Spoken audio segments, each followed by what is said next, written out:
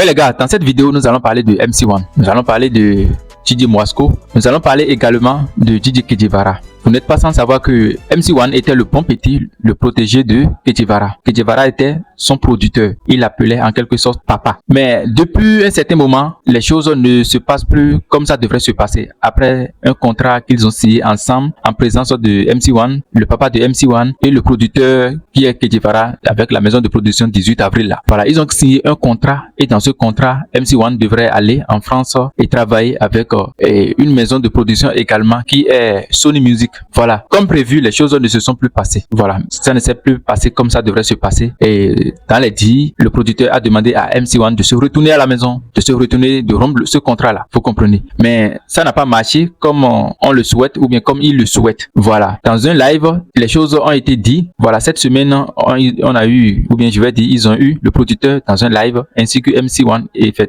également. Je vais vous laisser quelques vidéos. Vous allez écouter et dire dans les commentaires ce que vous en pensez. Parce que depuis ce temps, beaucoup cherchent à comprendre, voilà, en profond, jusqu'en profondeur, ce qui a fait que la collaboration entre l'artiste et le producteur ne se passe plus bien. Qu'est-ce qui se passe? Ce qui a fait que MC1 ne se remarque plus sur le terrain comme avant. Beaucoup cherchent à comprendre, même moi aussi. Mais ils ont dit que certaines choses sur le live que je vais vous laisser écouter également. Et dites dans les commentaires ce que vous en pensez. On est ensemble. La vie. La vie. La vie. Kejivara. MC1. J'ai vu le live et je vous jure que j'ai coulé des larmes. J'aime MC1. Je pense que MC1 est pour moi plus fort que tous les rappeurs de la Côte d'Ivoire. MC1, sincèrement, je te parle avec le cœur d'un papa. Ce que tu as fait aujourd'hui là, fallait pas le faire. Quelqu'un chez qui tu as dormi, quelqu'un qui t'a pris, qui t'a mis à la lumière, c'est qu'il a tout fait pour toi. Tu connais le nombre d'artistes qui sont morts sans avoir eu la chance que toi tu as eu. MC1, ceux qui venaient t'encourager pour dire petit, vraiment force à toi là. Ils vont peut-être, tu as fait sortir un son 2 jours là, ça peut mousser. Mais petit, il y a la loi de la nature, la loi des pendules. Toi, tu dis que c'est toi qui payais la maison de ton papa. Bravo. Mais tu payais la maison de ton père parce qu'il y a eu DJ Kejivara qui t'a pris et qui t'a révélé. Petit. Et j'entends la voix de tes amis à côté. Non, il n'a rien fait. Il veut fuir. Non, est-ce que tu appelles ton papa?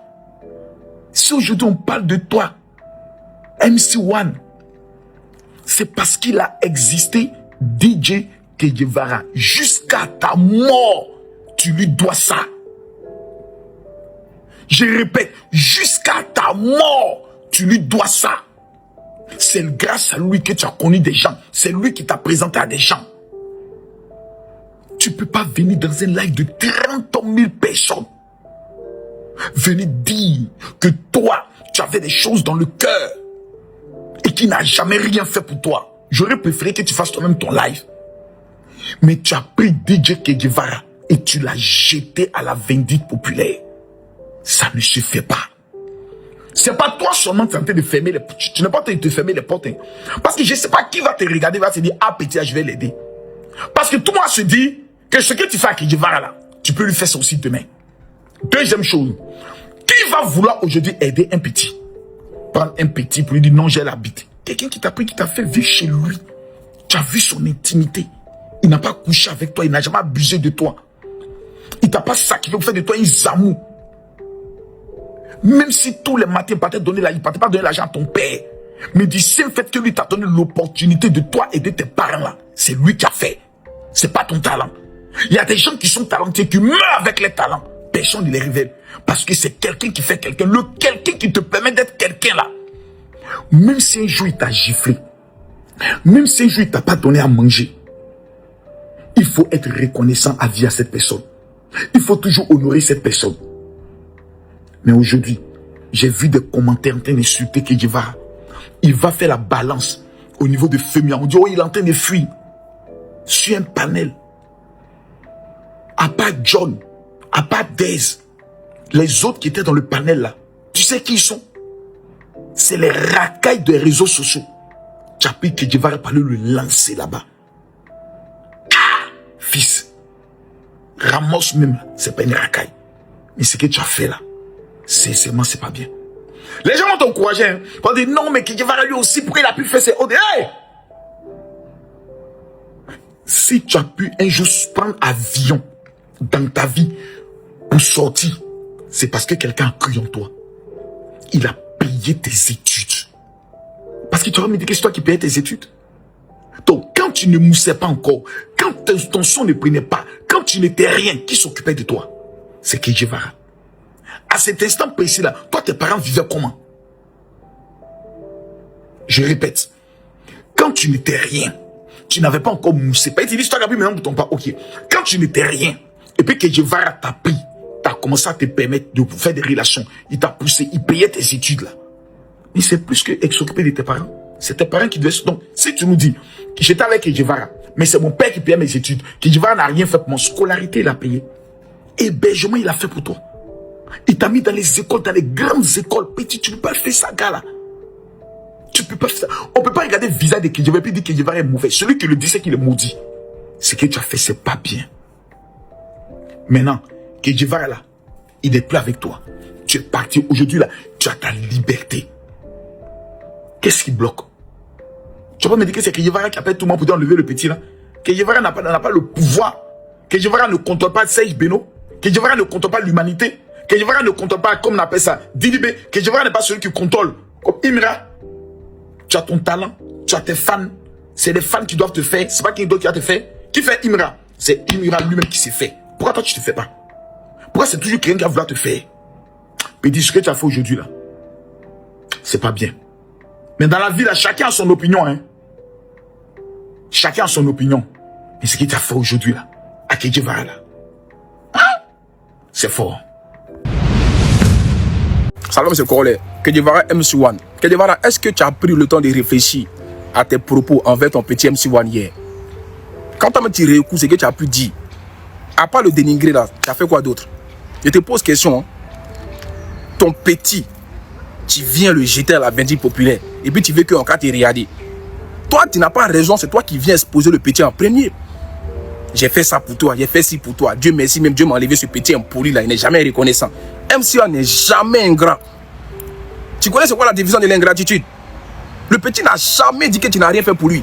Est-ce que tu as nuance de ça un peu? C'est toi qui as parlé de tout ce qui n'est pas rentré dedans. Avec la sagesse et la maturité là, tu ne devais même pas exposer cette histoire là un jour devant l'opinion publique. Mais c'est ce que tu voulais, il a dit que ça te démangeait. Tu es un serpent à double tête. Les gens te voient timide, gentil. Non! Dans ton dos là, c'est que tu fais au petit dans le dos là, dans le noir là. Tu veux qu'on parle de ça?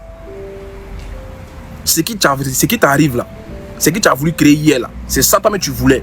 Exposer le petit pour dire voilà, je l'ai laissé, non? Regardez ce qui devient maintenant. C'est ça vos paroles. C'est ça vous là, vous qui aidez les gens, c'est ça. On a quand couru dedans pour demander pardon, pour dire qu'il faut le reprendre. Mais non, le petit a voulu prendre son envol. Mais il y a plein de choses qui sont cachées. Et tu sais que petit là, s'il veut parler là, c'est pas bon pour toi. Donc tu veux mettre l'opinion publique dans une poche pour que tout le monde soit de ton avis. C'est Doi champion. C'est Doi. On n'est pas aveugle. On a un cerveau pour réfléchir. Le petit est très crédible quand il s'exprime. Ça se voit que le petit maîtrise ce qui s'est passé. Et nous on sait ça depuis longtemps, mais on n'a pas voulu parler de ça. Mais comme tu voulais que ça soit sur TikTok, et puis ça a fait boum. Vous voyez ça aujourd'hui. À part le dénigrement, qu'est-ce que tu as fait? Tu as abusé du petit, tu as mangé sur le petit. Aujourd'hui le petit est comme ça, toi tu as réussi là. Tu es fier de toi. C'est ça on dit qu'il prend un enfant, le nettoyer, blanchir, et puis il devient comme ça aujourd'hui. Mais toi-même là, tu dois te poser une question pour dire j'ai échoué quelque part. Aujourd'hui, c'est que MC1 devient là, c'est à cause de toi, il est devenu comme ça aujourd'hui. Mais tu es fier parce que tu as mangé sur le petit. Toi, tu avais dit qu'il n'est pas rentable. Que tu vas, le petit n'est pas rentable. À l'époque, il n'était pas rentable. Genre, toi, tu avais des concerts, tu le mettais dedans. Ouais. C'est ça qu'on appelle ingratitude. Le petit n'a jamais dit tout ça là de toi. C'est un truc qui ne devait même pas arriver sur la toile. Tu continuais ta vie là. Qui est venu te chercher un jour pour dire MC1 a dit ça sur toi? Non. C'est toi-même qui voulais ça. Donc, il faut assumer. Parce que ce qui va sortir derrière là, il faut assumer. Parce que le panel qu'il a fait là, peut-être que tu n'as pas croire. Il t'a dit la vérité, on va laisser des preuves. Hein. On va laisser des preuves très réfutables. Tu as chié. Tchazaï, tu es insoutenable, tu es indéfendable, champion. Tu l'as aidé, il y a folle. Mais le petit t'a apporté plus que ce que toi t'as fait pour lui. Ah, c'est ça le vrai saut. Il t'a apporté un nom aussi, Kedevara, que tu étais avant là. C'est à cause des MC1, on dit Kedevara et des MC1. Vous deux là, chacun a pris du profit dans l'autre. Mais il faut être reconnaissant aussi pour ce que le petit t'a apporté. C'est pas toi qui as tout fait pour le petit. Et puis le petit est venu, genre, il a dit non, il y avait son image aussi. Il t'a apporté beaucoup de jetons, de la visibilité. Tu as venu dire que non, tu as créé des comptes pour lui, tu payes des comptes pour lui. Non, c'est des comptes robots quoi. Champion, tu n'as pas besoin de faire ça. Il y a comment hier, tu parlais un mépris au petit. Sans considération, comme si le petit c'est un malpropre. Tu penses qu'on ne voyait pas tout ça dans ton jeu, tu es très vicieux, Kedivara. C'est la vérité qu'elle a. Tiens, ensemble c'est coloré. MC1 a gâté la carrière de beaucoup d'artistes. MC1 a fait qu'aujourd'hui Kedivara ne peut pas aider beaucoup d'artistes. MC1 a fait qu'aujourd'hui Kedivara là, même s'il veut aider les gens, il a peur. Parce qu'il a pris pour lui un enfant. Pour lui, il a pris pour lui un bébé. Pour lui, MC1 c'était son enfant. Il a tout fait pour petit là. Jusqu'à un jour, même la femme de Kedivara l'appelait mon enfant. Les enfants de Kedivara l'appellent grand frère. Aujourd'hui, c'est lui qui fait vidéo avec arrogance. C'est lui qui fait vidéo, il insulte le Mogo. Combat ça là. Je suis seul, hein. Il a fait ce combat là. J'ai dit, moi, il y a tes nuits. Il y a tes nuits. Tu crois que j'ai été financé. Il y a tes nuits. J'aime pas les gens méchants. Kedivara et moi, on cause pas. Hein. Moi, ce que moi, on cause pas. Mais là, tu vois que non, il y a des gens même là hein, qui n'aiment pas les sorciers. Parce que jamais que je parle là, il y a beaucoup d'artistes là qui veulent dire ça. Il y a beaucoup de gens là qui t'attendent au tournant. Même les producteurs t'attendent au tournant. Faut faire erreur. Faut briller. Faut briller, mon frère. Faut briller comme ça, tu vas humilier Kedivara. Parce que ton rêve là, c'est de l'humilier. Faut briller. Faut prendre tes 15-10 d'or rapidement. Cette année là, tu vas prendre 10 d'or. Cette année ça là. Où il y a les Imra, les Diribas, tu vas prendre 10 d'or cette année là. Tu vas pas croire. Non, tu vas pas croire.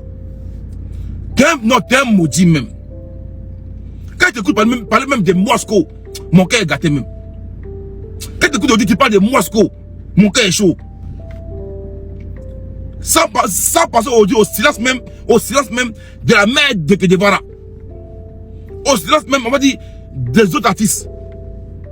Tu es méchant, hein, frère. Tu es méchant même. Tu es méchant.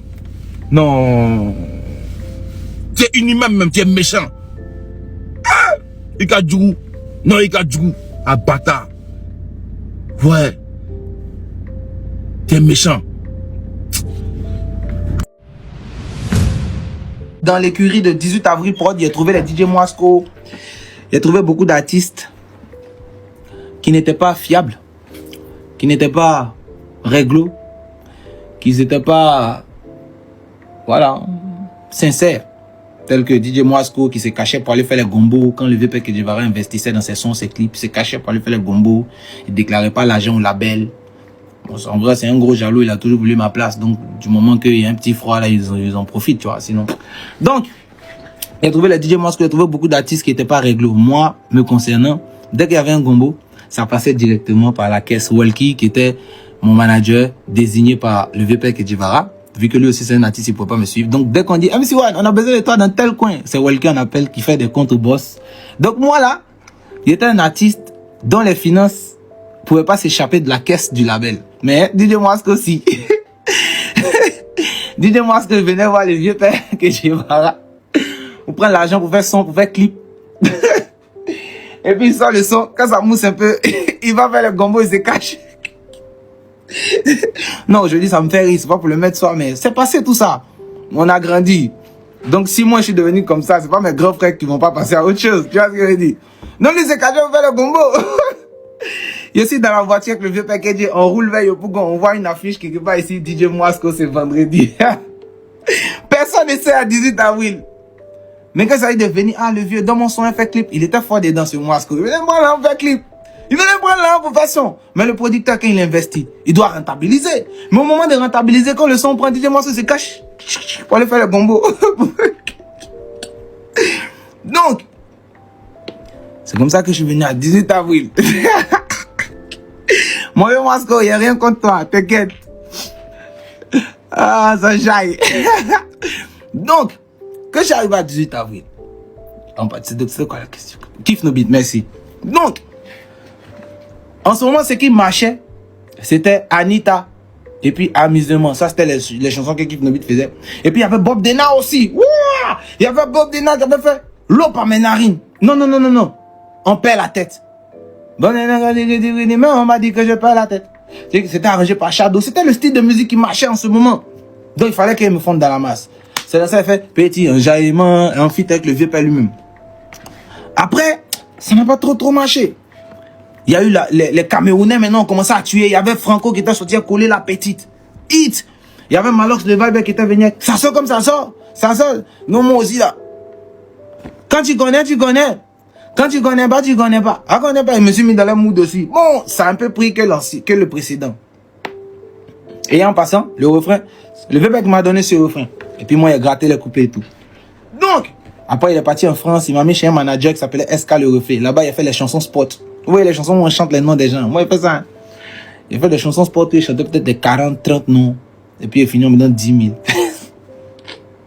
Il m'a mangé un peu en bas, il m'a dormi. Voilà.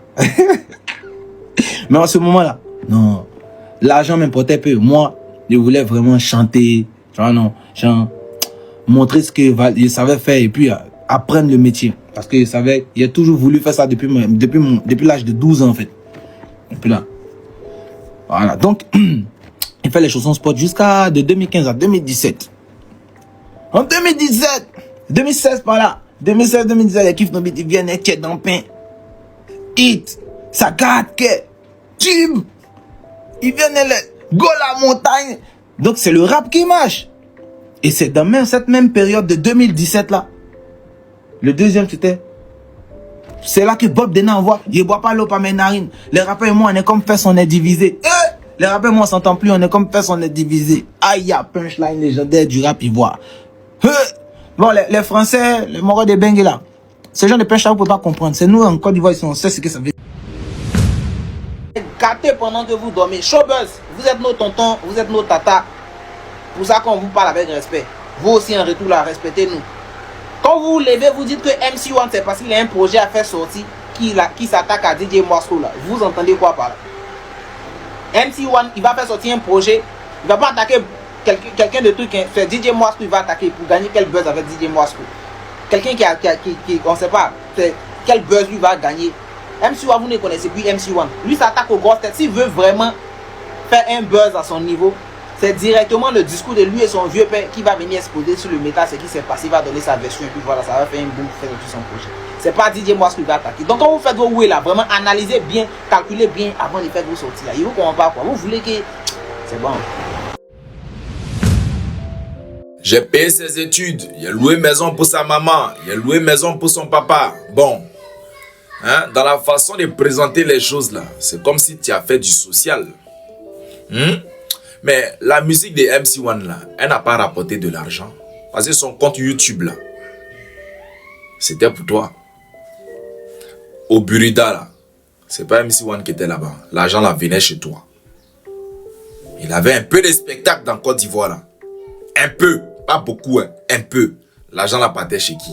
Chez toi. Ou bien, il a fait un peu de feats. Les feats qu'il faisait là, l'argent là partait chez qui? Chez toi.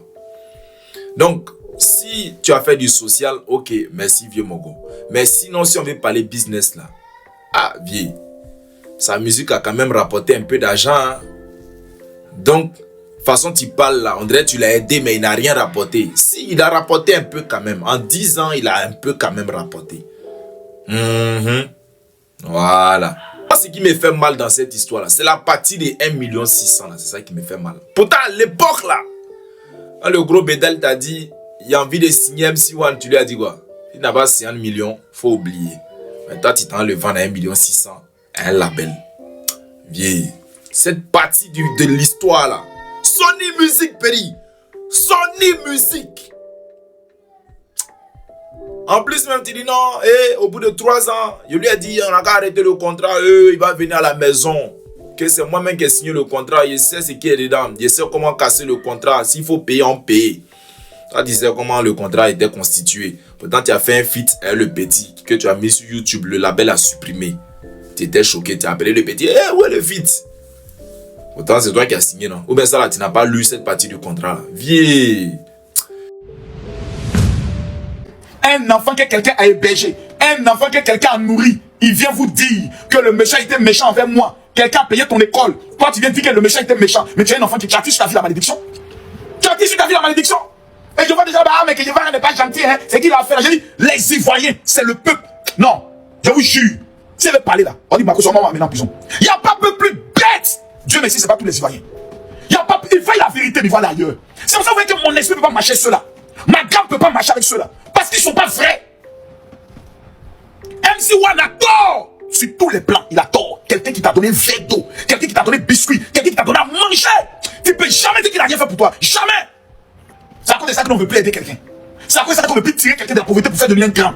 Parce qu'avec cette ingratitude-là, on va pas aider qui? Toi, tu avais quel âge pour dire que tu as payé la maison de ton papa? Tu étais dans la rue. C'est dans la rue que tu payes la maison. Non, c'est parce que Kedjevara t'a donné un nom. Et je vois des gens qui sont là-bas. L'esprit bordel, cette Apocle Nayo, cette maudite, elle va monter pour dire oui, mais respecter nos artistes, on doit respecter MC1. Toi, tu as respecté José. Toi, Chiena certifié, tu as pu respecter un artiste en Côte d'Ivoire.